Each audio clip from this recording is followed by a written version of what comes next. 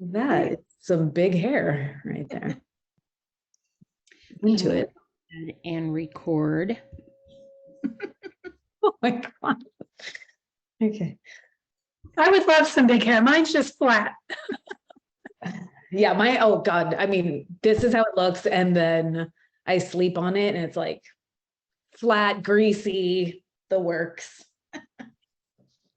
Anyway. Hi, everybody. Hi, Hello. Leslie. I haven't seen you since the Sendoso situation. I'm so sorry. I was shocked. I think we were all shocked, but I was shocked. Apologies for that. Yeah, it was awkward, but I actually just got a letter from their legal department telling me like no more posting about us on social, because I signed something that said like that I wouldn't post disparaging statements. So I asked them like, well, could you be a little bit more specific? Because I didn't say or write anything. It was a video. It was just a video of me crying. Right, totally. So we'll see what they say back. And I was like, I'm pretty sure it's illegal to like put out the same job 2 months after. I think you have to wait 6 months. Wow. My company did it like really quickly. Yeah. Just in my letter back to them, I was like, I wish you guys nothing but the best. I know that you're going to find the right candidate or the right person. And I look forward to seeing their job qualifications, gender, race, sex, religion. But they own the level too, correct? I mean, like you were senior director. Yeah, I mean, they could probably have something where they're hiring a customer marketing manager, right? So they expect somebody to do the same job. And yeah, I know. yeah. But like there was something legally, oh my God, I'm taking up 3 minutes of this time. I'm sorry. There's something that said like, that they could have said, if they realized that the job was needed, they could have given me back my job or tell me why I wasn't a fit. So that's what I said to them. I said, I am requesting that you tell me why you couldn't hire me back. Not like I would go back there. But anyways. The same thing happened to me at the company I was at. They did layoffs. I was impacted. And then they, 4 months later, they hired 2 levels below. So, I mean, yeah, I get it. They're just like, hey, we're going to pay someone less to do the same job. Right. Yes. Gotta love tech. Yeah. Super just cut your throat, stab you in Yeah. Yeah, and it's crazy that like so many people have been telling me their story, like same thing happened to me, same thing happened to me. So it's like, whoa. Okay, we could get started. Amanda, hi. Hey there. Hold on just a sec. I just want to welcome the newbies that are here. I don't know that I've gotten to meet Erica before or Michelle, but thank you both for hopping on today. And Christine Medina is on as well, and it's been a while since I've seen her on, so I just wanted to say hi all. Thank you all for jumping on, and this is going to be amazing. Go ahead, Leslie, take it away. Oh yeah, no, that was ditto. Yeah. Amanda, do you want to run your own slides? Yeah, sure. I mean, whatever's easier. Listen, I'm a dust in the wind here, so I'm happy to click my mouse, I'm capable of that. All right, cool. Amanda, I have to drop at, I don't know how long your slides are at 30, but I promise it's not your slides. I just have another meeting. I just want to preface that right now. I'm already offended. I'm pre-offended. Thank you for saying that. Let's see here. Let me share this.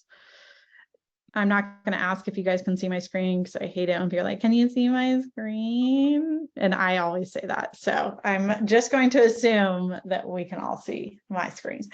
All right. I don't know, Leslie and Mary, say a little bit of something. Yeah, just in case there were new members here, we like to throw up this slide just to say, heyo, I'm Leslie, that's Mary.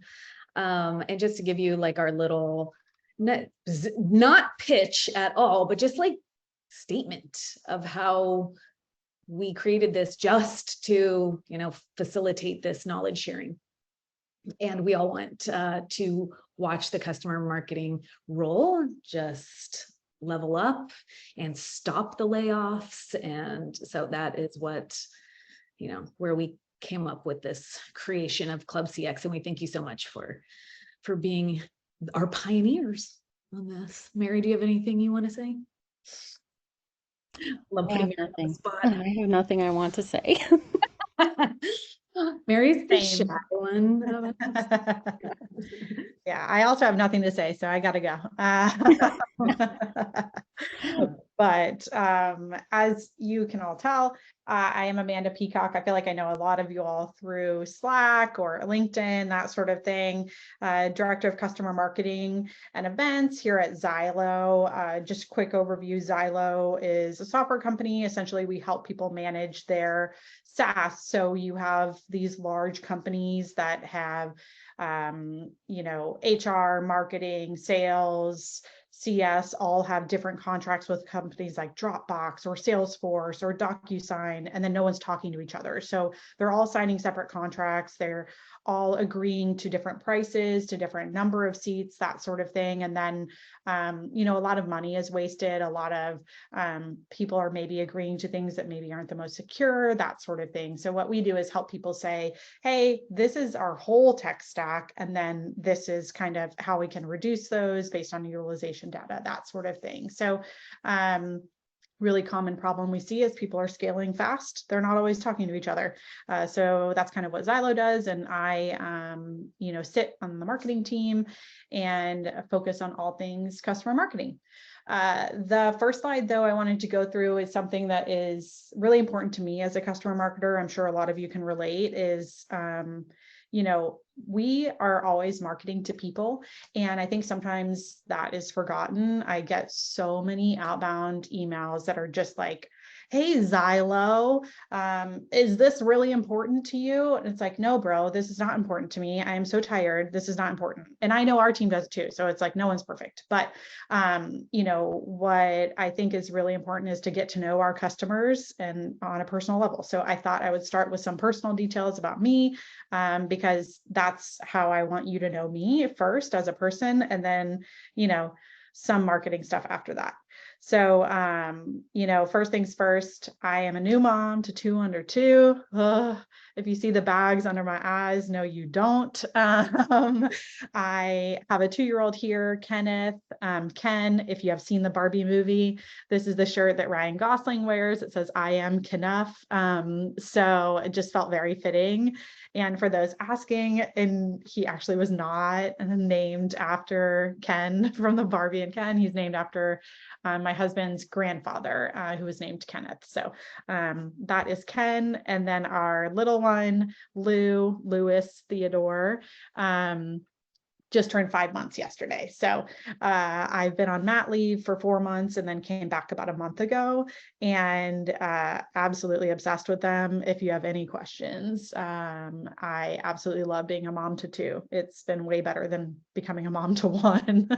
So it's a big part of who I am, and how I focus at work, especially because I just want all of my extra time to be with them and not with extra work. I'm a diehard Swiftie. If you know, you know. This was my last day of maternity leave in LA at the Eras tour. Best night of my life. No offense to like my husband or kids or anything, but it was so good.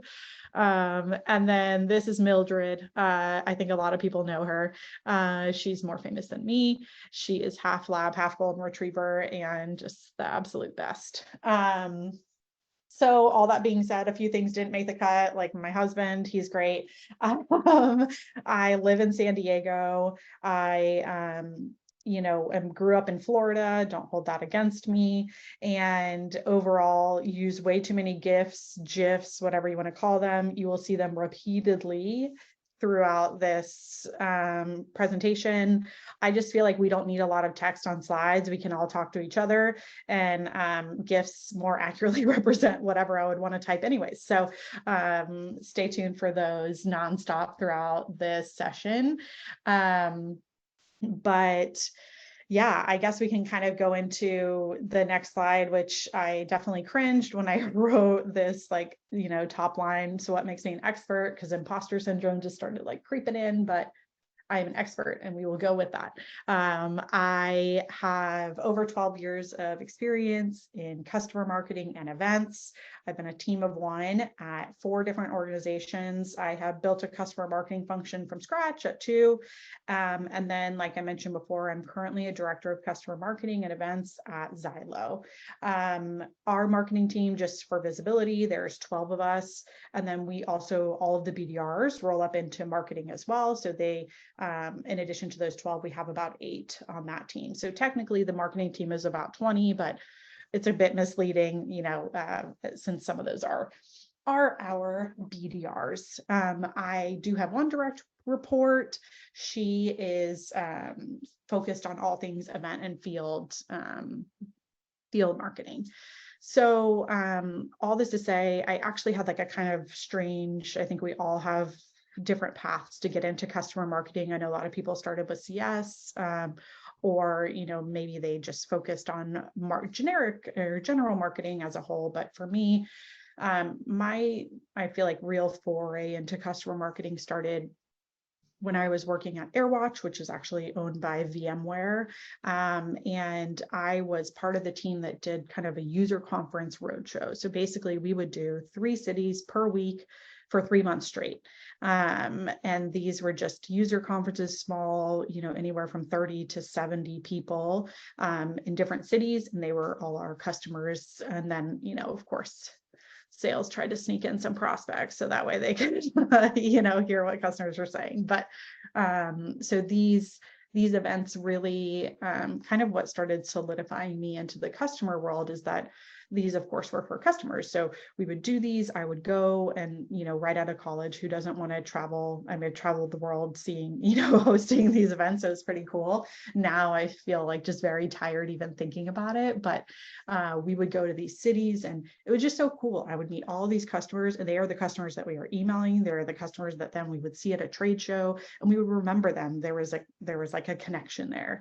And I just remember thinking like, like this is pretty cool to like be seeing these people over and over again and they're our customers. And I, was young, so didn't really think too much of it. And like, this is great. I just love working with these customers. And more as I evolved in my event marketing world, I realized I was doing event marketing, but really only for customers.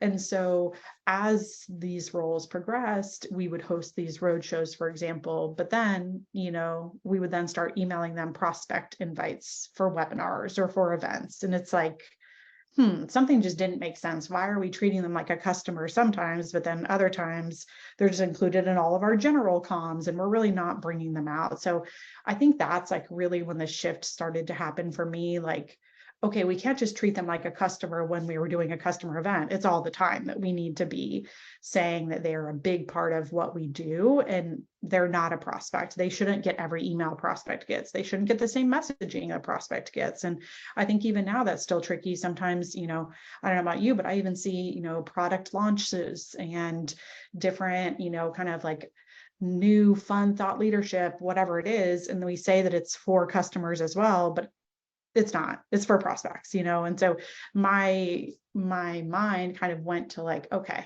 there's something different here for customers. And that's sort of how I started to evolve in my role. I would keep taking events roles, but they were all for customer events. And I just slowly but surely built out, okay, well, Amanda owns all user conferences, but that also means customer advisory board now.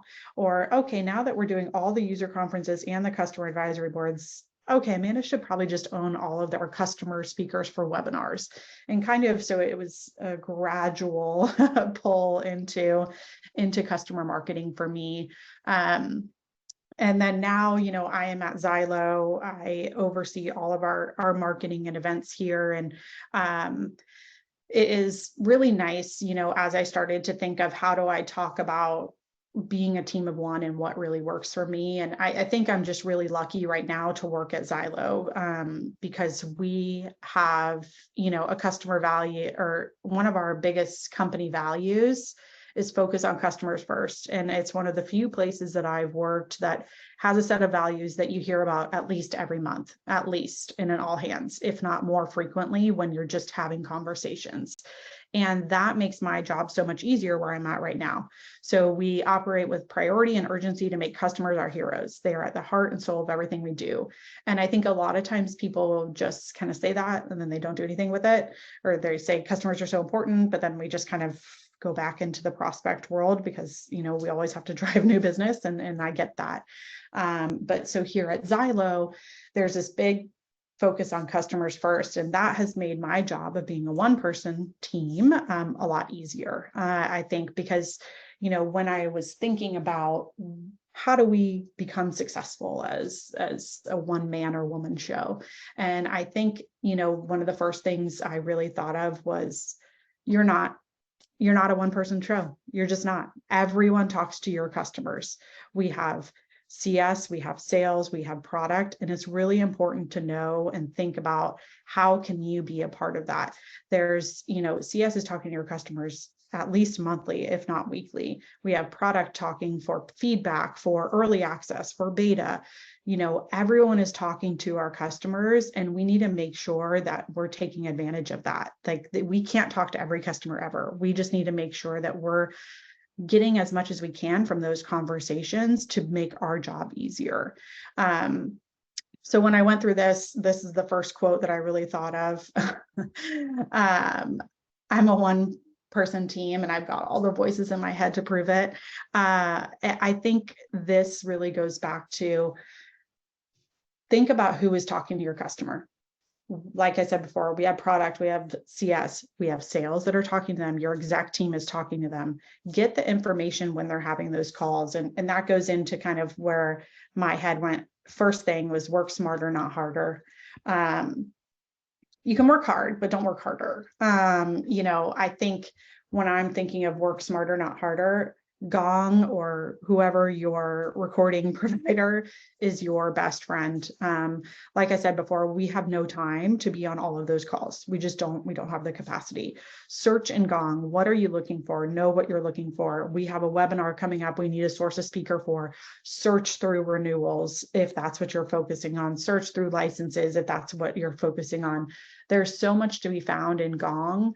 I just want to be as self-sufficient as I can because I am very impatient. I hate waiting. I hate waiting on an answer, a recommendation, that sort of thing. So as much as I can, I try to use Gong. And I say this now because even now I sometimes mess up. We're searching for a webinar speaker. Like 2 weeks ago, I put in our CS channel, like, hey, any recommendations for XYZ topic? Oh my God, Amanda, is this your first time ever looking for a speaker? Like, just amateur hour. Instead, you know, going into Gong, searching through who is actively talking about XYZ products, who is saying they're using this use case, because you know what's a lot better? When I respond and say, would so-and-so be a good fit? Yep, sounds great. Makes the ask, you know, I think so. Really trying to use everything that's at your disposal to make things happen for you is like the most important thing to me. You know, again, these product feedback calls, we weren't always recording them. Now we are. Hearing how your customer is talking to the product team about what they're working on, that is instantly how you can help message when you announce that product, or when you see, hey, there's not a lot of people that are adopting this product specifically.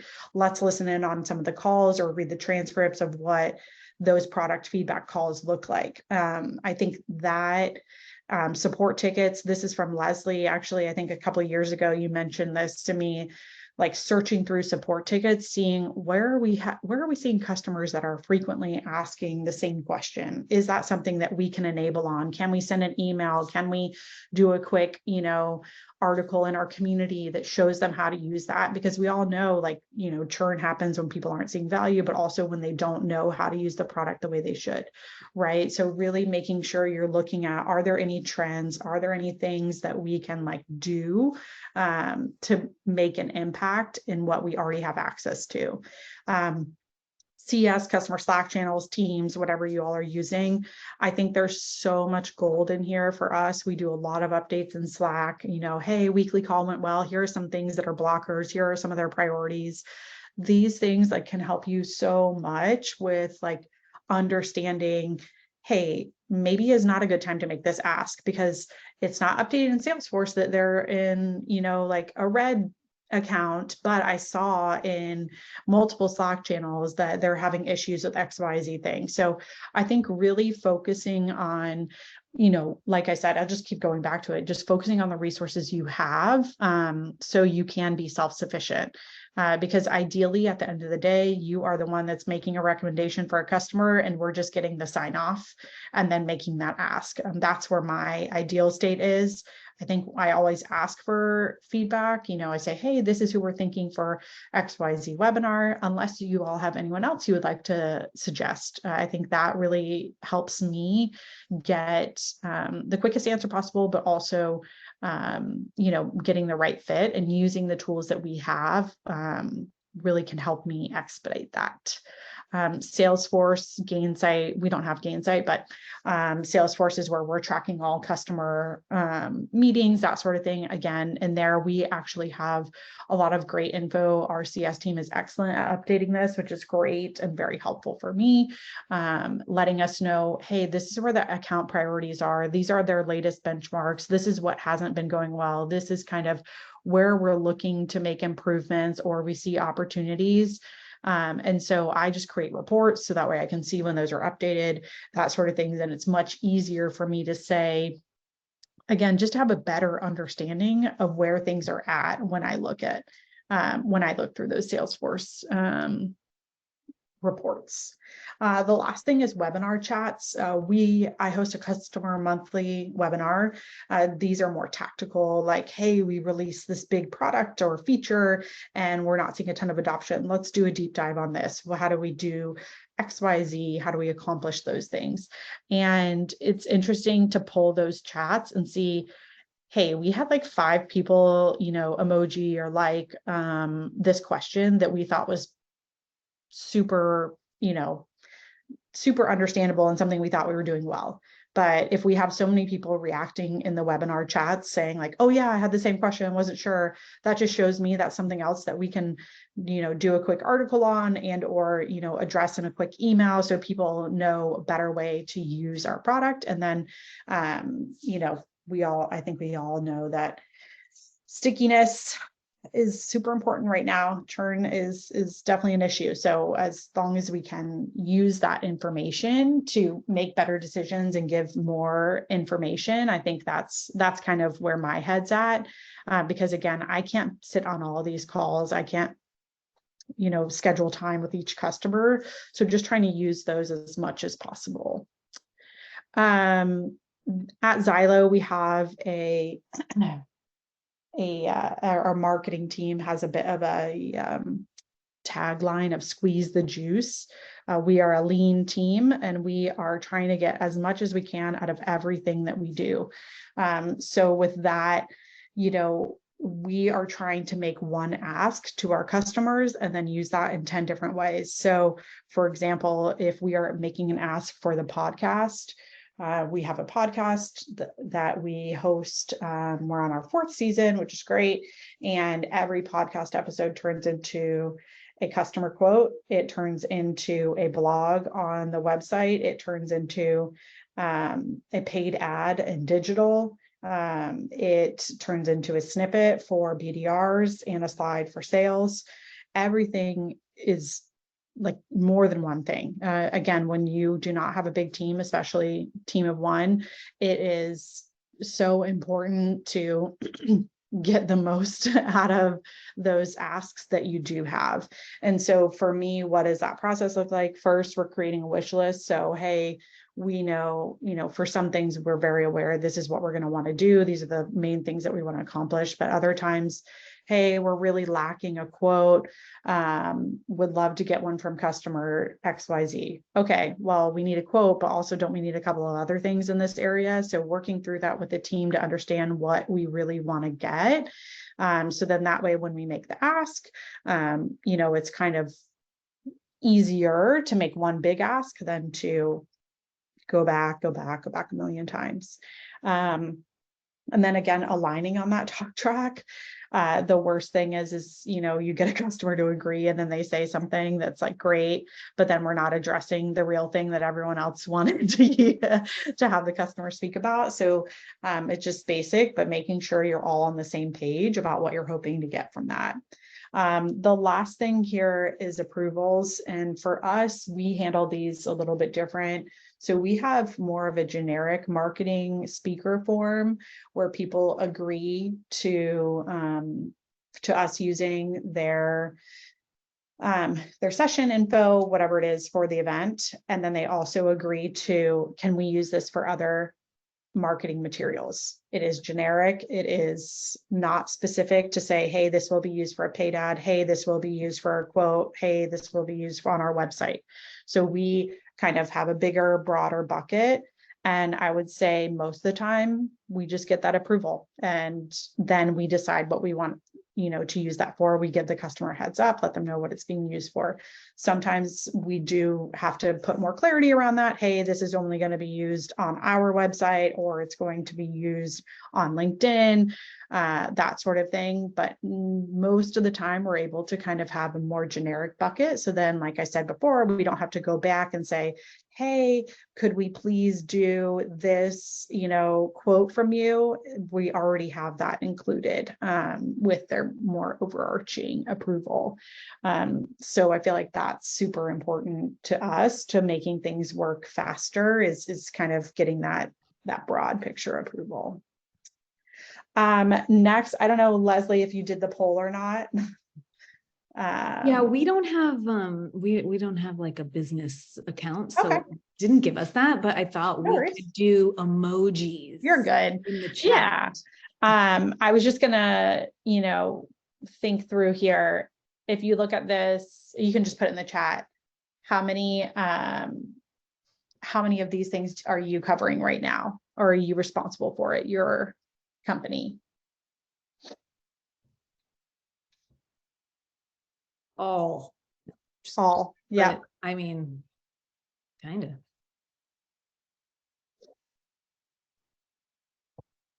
I think most people are probably in at least 10 of these if you are a team of one. I'm probably close to the 15. So the reason I asked this is, you know, something for me, it's spooky season, so I thought I'd throw in a hocus pocus gif.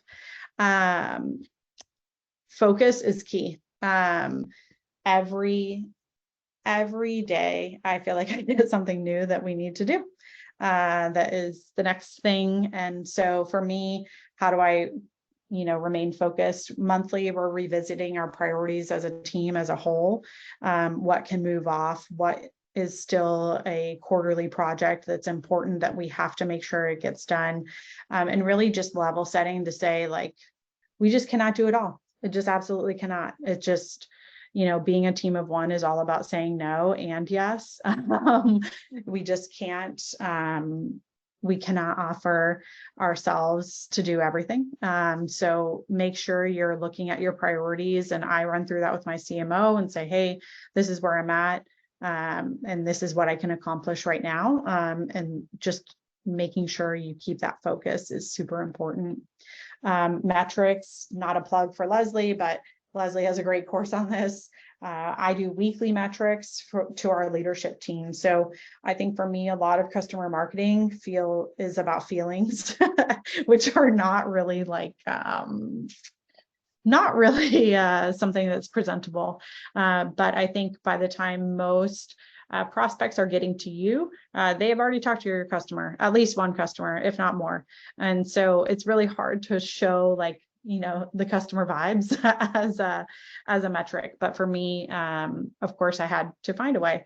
So there's a lot of things that I report on. Some of those are upsell, pipeline, churn, G2 reviews, referrals, that sort of thing. So trying to find as many things that are quantifiable that you can report on, I think is super important there.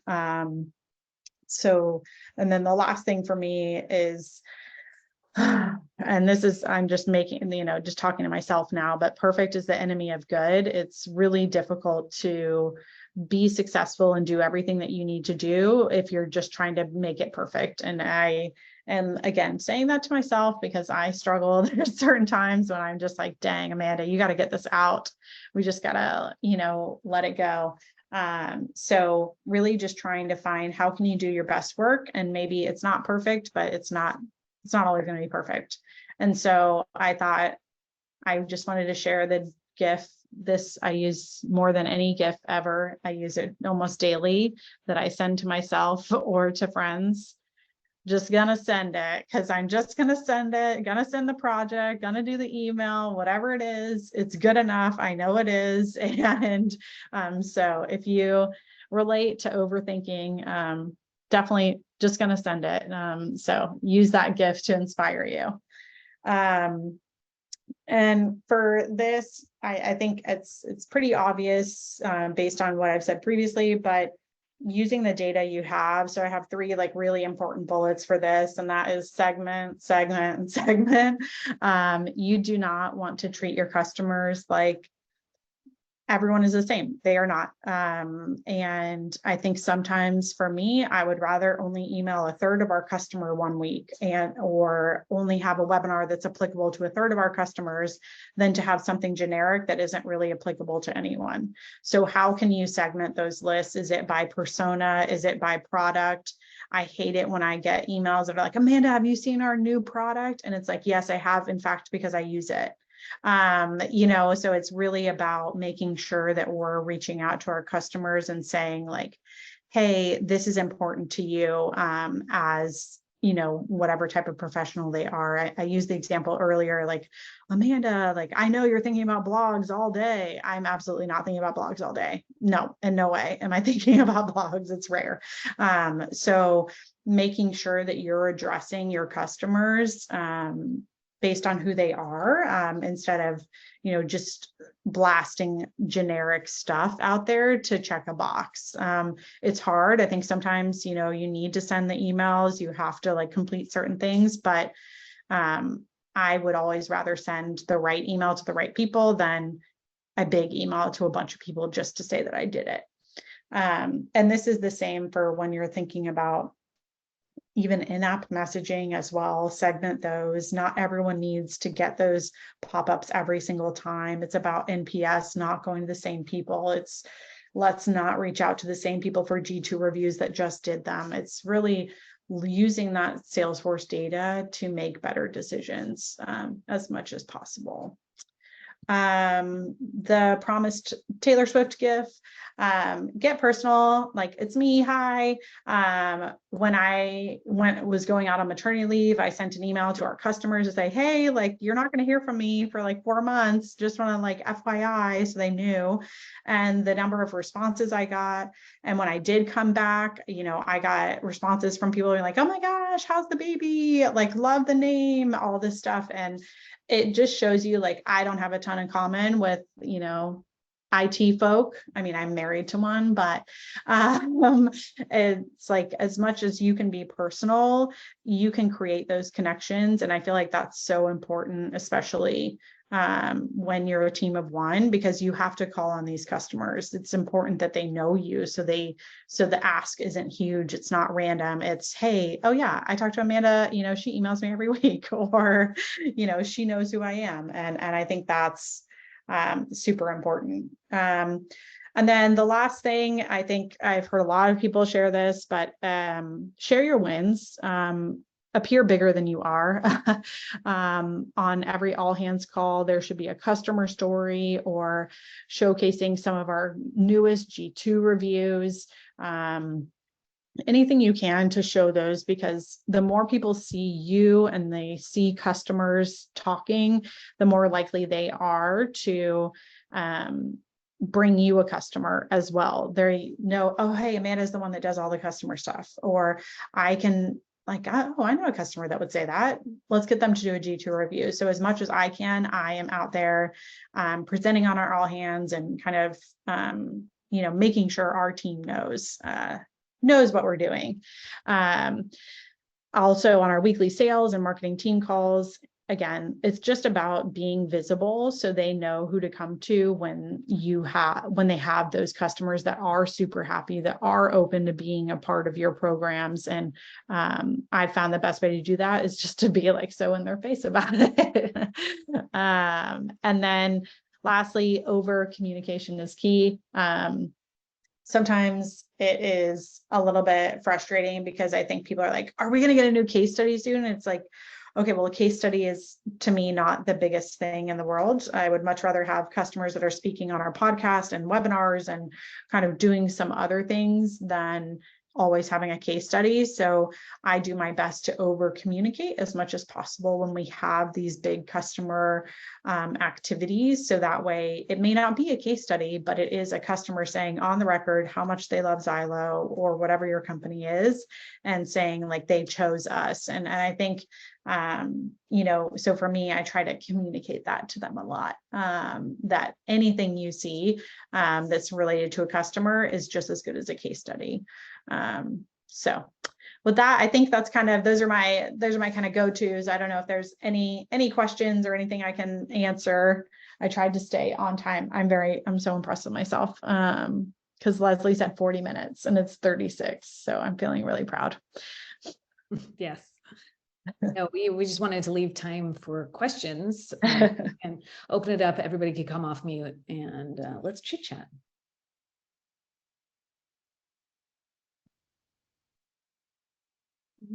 There. Okay, cool. Yeah.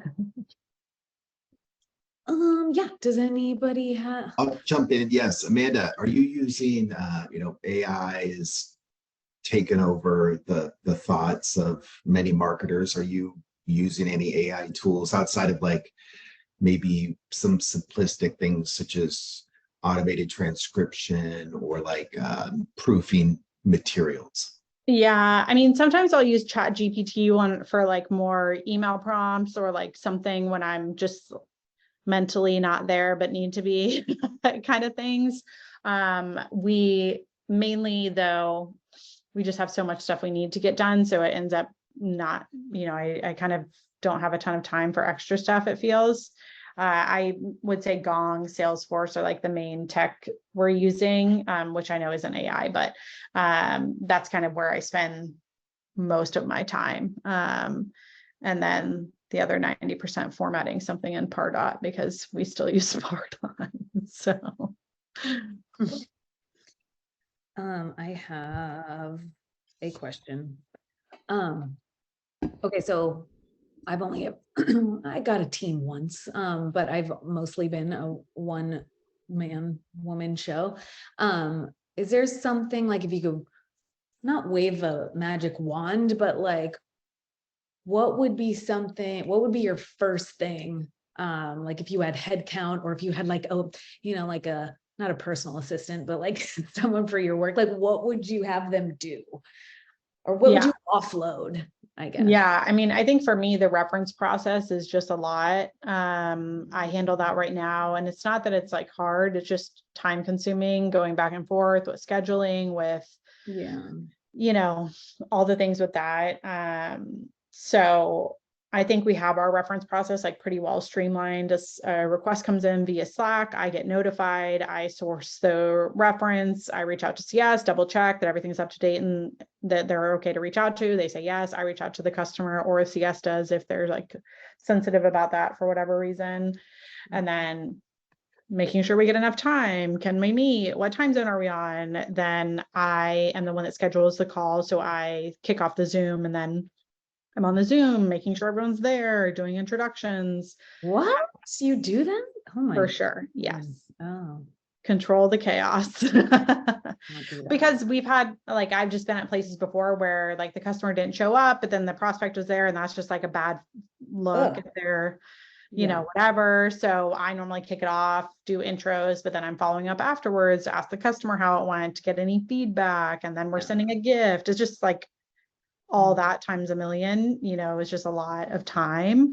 So it's not necessarily hard. It's just, a lot of emails back and forth, that kind of stuff. Is there a way? No, I should already know this. I was gonna say, is there a way to automate that reference process of checking back in with the customer on how it went. But like, I would think that the sales guy would have to check off a box in Salesforce that the call happened in order to trigger an email. Is there anything else that you guys have done to automate that process? Is it possible? I mean, I think there's probably a way to do it, but for me, I just kick off the call and then have a notification on my email. I just copy and paste the normal email I always send and just send it. Yeah. No, it's fine. I mean, I'm just saying, like, if you're, well, maybe that's what like Reference Edge does. I don't know. I've never used a platform for Yeah. references, but I would think that if somebody has a specific platform for this, that they would know that this is a pain point and that it would make it easier Yeah. for someone. But hey, Yeah. do you use Reference Edge or any of the things? Maria, you have, right? Yeah, so I've used Reference Edge at 2 companies, but we never did the automated, I don't know if there's an automated functionality to notify sales reps of the call completion and get feedback. I mean, I wasn't just a team of 1, so the person who managed the call would follow up with the rep afterwards to make sure, it met their needs and to get feedback. And then we would record the data in Reference Edge. But we felt like reaching out personally was better than doing any automated system. Yeah. And like always depending on another department, especially sales, to do something in order to trigger something is like all bad. Yeah. Trying to get them to go, even though they have access to a lot of Reference Edge and updating things, they often don't do it unless you plan, say I need 5 or 10 minutes of your time. Yeah. Ugh. Like I said, I like to control the chaos. So It's a good way too, to see if they need anything else too. Yeah. Other references, like Amanda said, she ran the webinars. So to see if they want to attend like a group call or a webinar, anything coming up. So it's always a good way to promote extra things. yeah. Are you doing any like nurturing your advocates to get them to one day be one? Yeah, sort of. It's a little bit here and there. I'd say we do a better job of that with our cab members specifically. I think in general, we're just trying to nurture our customers as a whole, trying to right now just provide as much content as possible that is relevant to them and making them feel like good things about Zylo. We also are hosting frequent events where customers can come meet each other or meet us at other things. From like an advocate perspective, there's definitely some work there. I think we do our best to stay in touch with those like really good, really solid ones, but we're not doing a great job of always outsourcing more. People just always want to go back to the ones they know. So that's why I'm like doing my best to communicate as much as possible, all these like new wins. And, for example, we just had like a great case study with Adobe. We did a video with them and they said like on the record that we've saved them $60 million, which is like just insane. Thank you for saying that on the record, but also not thank you, because now it's like, so I feel like a good reference would be Adobe. And it's just, oh my goodness, they would be a good reference, wouldn't they? But it's just, so it's hard to find that balance sometimes where it's like, they see numbers like that, which is massive and they're a big name,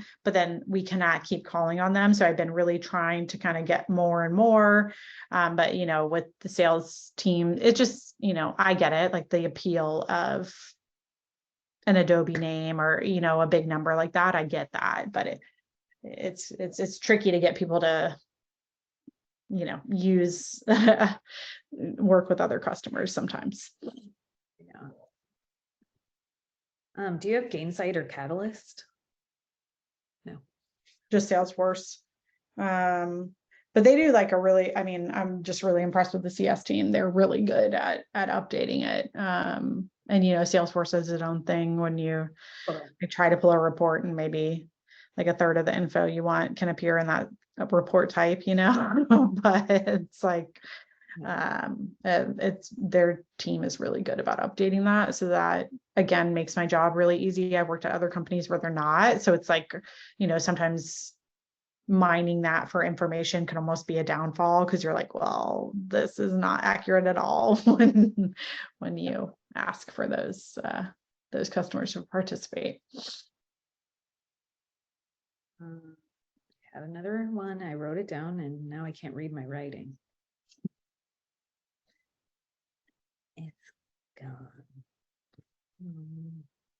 Oh, are you doing upsell too? Mm-hmm. Ew, it's way too much. Sure is. I'm a little tired. So that's where like segment comes in. Yeah. For all that stuff. Like is there anything that you recognized that could be low hanging fruit for anyone doing upsell? Or is it just like, I mean, if it's specific to Zylo, then. Yeah. I mean, for also- us, it was kind of like understanding too. I think sometimes people are like, we need to do more upsell. And then they're like, okay, but we cannot do an upsell email every week. Like that cannot be, Yeah. like, and I think sometimes there's this, like, it has to be like so quick as soon as something is thought of, right? Like, and so I think for me, just trying to do my best to show value while also then layering in upsell messaging has been really something that I've had to focus on. So trying to do as much content emails as I can, or just like very tactical to layer in with the upsell emails is important. But then also the segmentation is important because it's like somebody that is maybe doing all of the steps isn't the one that will see the vision for this upsell. Maybe it's segmenting by title, or, we have, member status, like segmenting by that, kind of like trying to understand the best way to reach out to people. Again, that goes back to like, not everyone needs an upsell email. So I'd rather email just a third of our base users about something than just, reaching out to everyone with the same thing. Do you agree or not that like hitting up your advocates, I mean, you still segment them, but are they the best audience for, I know they're early adopters with new features and everything, and that's kind of my go-to, but I don't know, there's a consensus around like upsell to those folks first, and that's like an actual segment. Yeah, I would say so. I also think trying to segment by like more things that are like, again, measurable, instead of just like, sometimes they're like, well, I know so-and-so would be a good fit. And it's like, if you think so-and-so is a good fit, then that's a direct outreach play. That doesn't mean that everyone that is that person should be getting a mass marketing email. So kind of trying to work with them, to work with our teams to say what needs to be an email from the CS or AE person versus what needs to be an overall marketing email that's going to result in, upsell traction. I would say for me, I'm just in that awareness bucket and more of the come to our upsell webinar kind of place, as opposed to the ABM approach right now. I mean, I'm just not staffed to do that for customer ABM, for example, but we can definitely, I provide copy and all that kind of stuff for CS and AEs to reach out to people that they think would be like real targets for upsell. Yeah. Is everybody still doing the spreadsheet thing where you're like, okay, this email is going to go out to this segment of customers. Here's CSMs. Here's the list. Can you please delete anybody you don't want? No. And then like, what it? That makes me am I the only one that like had to do that? Like to get very like, I didn't want to piss it. Okay. So like Sendoso had a logistics side of the house, right? And so logistics are a bitch. And shit gets lost in the warehouse all the time. And so like hitting them up with an upsell play, like can't do it. So anyway, I was just curious if that's still. Yeah, I think, again, they're really good about updating that in Salesforce. So my lists are based off segments that basically like, So within Salesforce, they have to note if anyone is an upsell opportunity or That's good. no, have not, have already broached the topic, they are not interested or whatever. So it's much easier for me to pull a list that way, if that makes sense. Okay, I like that. Yeah. I like that. I don't think I ever implemented that, which is like, well, I think I know the reason I never implemented that with the CSMs is because I couldn't even get them to nominate someone for a case study, and I'm paying them $500 spiff. So why would I think that they would ever mark something in Salesforce that says upsell? Yeah. Upsell. Yeah, I mean, it's definitely tricky if you don't have, I mean, our CS team is really in Salesforce, and I think our overall company culture, like people, if you don't have someone other than me that's telling them that they need to put it in there, they're not going to put it in there, but it's part of how they track upsell in general. And they didn't have any metrics on that or any Friday. I mean, they have metrics that they're tied to from an upsell perspective, but that doesn't impact me. Yeah, I'm just curious. Yeah, Sorry, I'm really peppering you with questions. I love it. I think like I'm missing, sad, but I'm like missing doing the work, right? It's been 2 months. And so I'm just like living vicariously through all of you right now, I guess. I've got some work you could do. I would turn that into a business. I have a question. Yeah. So back to that slide where you had like 15 different things that we could all be working on and we're responsible for. Then you said focus. So how do you do that when there are all of those things, but you need to focus? I mean, I just do my best, one. But two, like some of them are like pretty cyclical. So it's like, CAB meets a couple of times a year. So it's like, that's like a big priority during certain times, but then maybe I can't do as much nurturing as I want, or someone else needs to be nurturing that while I'm focusing on other things. Same thing with upsell. It's like, we can't constantly be focusing on upsell. If we're just one person, we also have to focus on retention. We have to focus on, content, all that other stuff. So for me, trying to prioritize things by month or quarter really helps me kind of be able to do all of the things while also not always doing all of the things, if that makes sense. And sometimes it's just hard. Sometimes there's stuff that is supposed to be a focus and a priority, and it just gets absolutely shattered. And you're just like, okay, well, that was part of the plan that is no longer part of the plan, and we just got to move. You just got to deal with it, and it sucks. But as much as I can, I just try to focus on what is a company-wide priority. We are very transparent about like our strategic plan and what is a priority for the company as a whole. And a lot of times I'll just be talking to my boss and she's just like, listen, this is like, these are our strategic goals. If it does not align with that, like, we have to let people know this is what we can do. So especially like when there's like a lot of case study requests or upsell requests, I just kind of outline what we do have that could supplement, what we're working on currently, if it's not a priority. That's perfect. Kind of piggybacking on that question, as someone who's building out customer marketing from scratch at a company and have done all of those things in other roles, but need to figure out priorities, like what are the top 3, if you could pick from that list, that you would choose to start to like really build like internal kind of momentum for your customer marketing programs? So I think there's like a few things that I would say. One, like quick wins is the key, right? When you're getting started. So for me, it was one, creating a reference program, because it was easy. I could, and like I can just send you what I used, Michelle, if you want it, but it was just making a Slack, this is how we're doing it, because they're already doing it and we're getting no credit for it. I feel like that is a basic place to start, because then you know who they want. I put in there, who would you like to be? 9 times out of 10, they're putting in who they want. Is it the right person? Maybe not, but at least then we know other people that they're typically recommending and that we have no visibility into previously. So I'd say definitely getting started with reference. The second thing I would feel is like, I don't want my first interaction with a customer to be an ask. So I try to do some sort of gifting to start. So for me, when I started at Zylo, it was International Women's Day was a month and a half after I started. So the first thing I did was International Women's Day, nominate any women customers you love.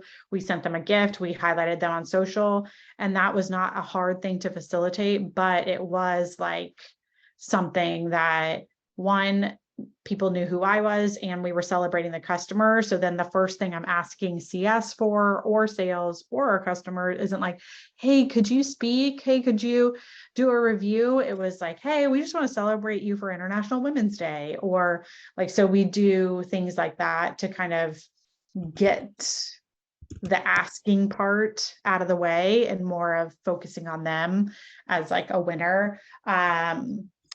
I also think the referral program was like a very quick thing for me to build out. It was basic, did not use a tool, and offered people $500 or a gift to their charity if they had a friend that would be interested and could get and had a meeting booked. Again, we know people are already doing these things. They're already talking to their friends if they like your product. No doubt about it. We all talk to each other about what tools we're using. So why would they not want to get money for it? Then you know that they like you enough to send their friend over to you. So those things have an impact on revenue and their high visibility. So those are like the 3 things that I would just start with to get something moving. And they're like quick win-ish. So it shouldn't take like a huge time to build out, because like upsell, nurture, that kind of stuff, it takes time. You have to build out all this content. There's like a lot to do. The other thing is like when I started working with customers more and more, I would try to do fireside chat as much as possible, because that is no approval for slides and more likely to commit, because if you don't have to do slides, it does not take a lot of their time. Legal does not have to approve their slides. Then you're getting bigger names to say on the record how great you are and not have to put a lot of work into that for them or for you. So I feel like those are like some of the quick wins that I would do and have done to really feel like, hey, I've done something successfully quickly to make an impact.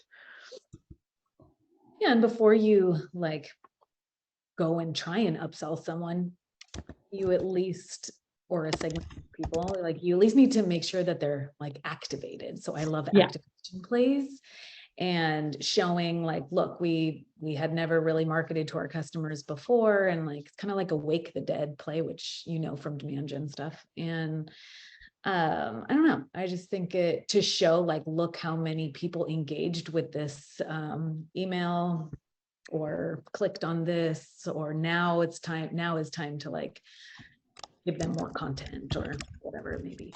Yeah, 100%. All right, this is speaking of, really great. I have to get on with the customer. Oh, I have to pick up my kid. Oh, hey. Thank you all for coming. Thank you for doing this, Amanda. Thank you so much. Thanks for having me. Always just a Slack away. See ya. Thank you. Hey guys, have a great weekend. Goodbye. You too.